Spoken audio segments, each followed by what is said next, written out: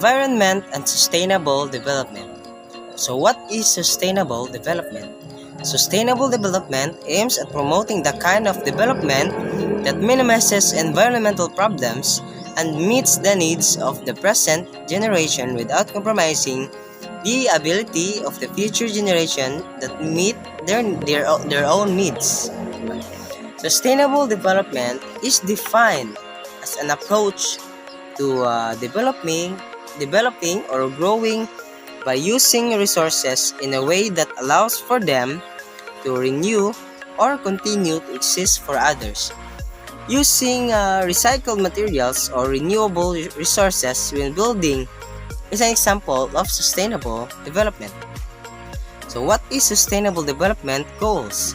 Or the Sustainable Development Goals, or the SDGs, also known as the Global Goals, were adopted by the United States in 2015, is a universal call to action to end poverty, protect the planet, and ensure that by 2030 that all people enjoy peace and prosperity. Sustainable development practices helps countries grows in the ways that adapt to the challenges posed by climate change, which will in turn help to protect important natural resources for ours and for our future generations. So what can we do for sustainable development, and what can we contribute to sustainable development? First, we must clean water and sanitation. This means to ensure the access to water and sanitation for all. Second, affordable and clean energy. It ensures the access to affordable, reliable, sustainable, and modern energy. Industry, innovation, and infrastructure. Sustainable cities and communities. Climate actions. Sustainable development is development that meets the needs of the present without compromising the ability of future generations to meet their own needs.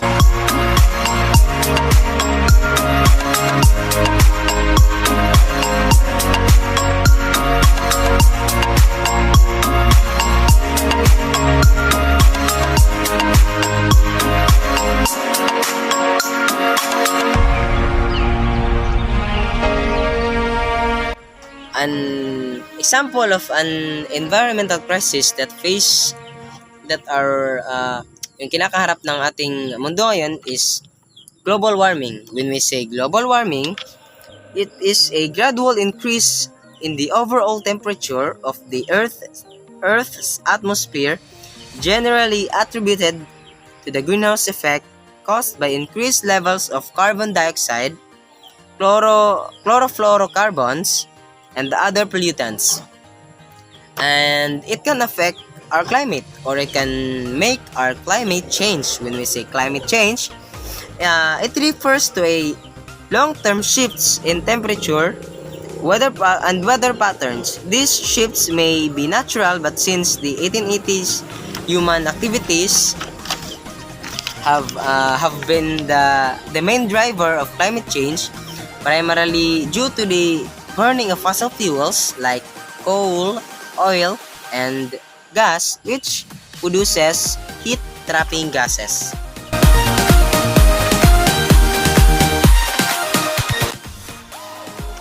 And there are ways to contribute or reduce global warming. For example, improvements to energy efficiency and vehicle fuel economy, increases in wind and solar power, biofuels from organic waste, setting a price on carbon, and protecting forests are all potent ways to reduce the amount of carbon dioxide and other gases trapping heat on our planet.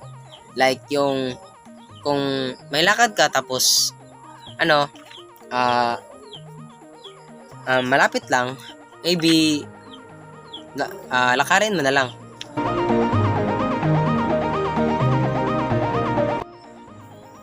Global food security. First, we must define what is food security. food security is the measure. So, when we say food security, it is the measure of the availability of food and individuals' ability to access it. So, how is global food security achieved? So, there are two ways to increase global food production. 1. Expand the agricultural area. 2.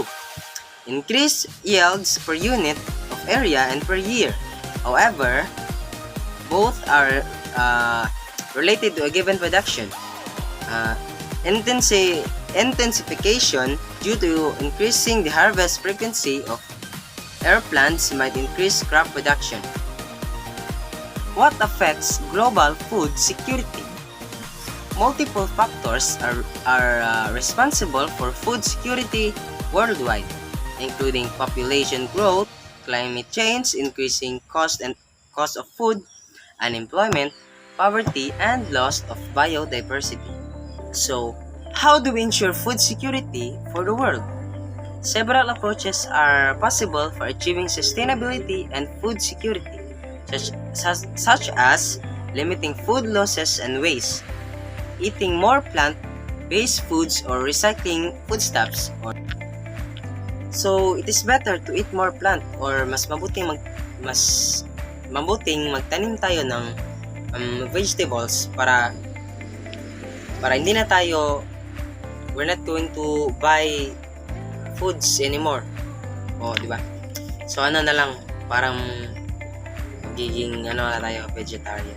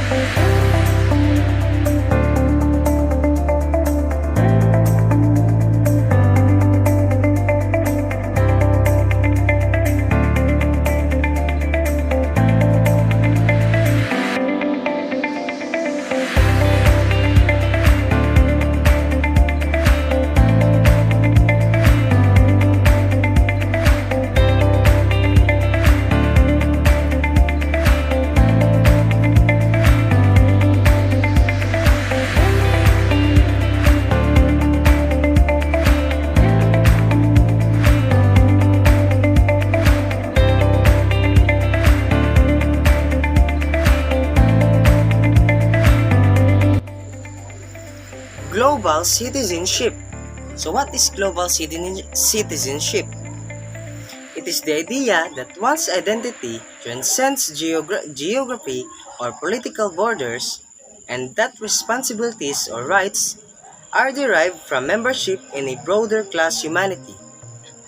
This does not mean that such a person denounces or waives their nationality or other more local identities, but that such identities are given second place to their membership in a global community. Extended, the idea leads the question about the state of global society in the age of globalization in general usage. The term may have much the same meaning as world citizen or cosmopolitan, but it also has additional specialized meanings in different contexts. Various organizations such as World Service Authority have advocated global citizenship. What is meant by global citizenship?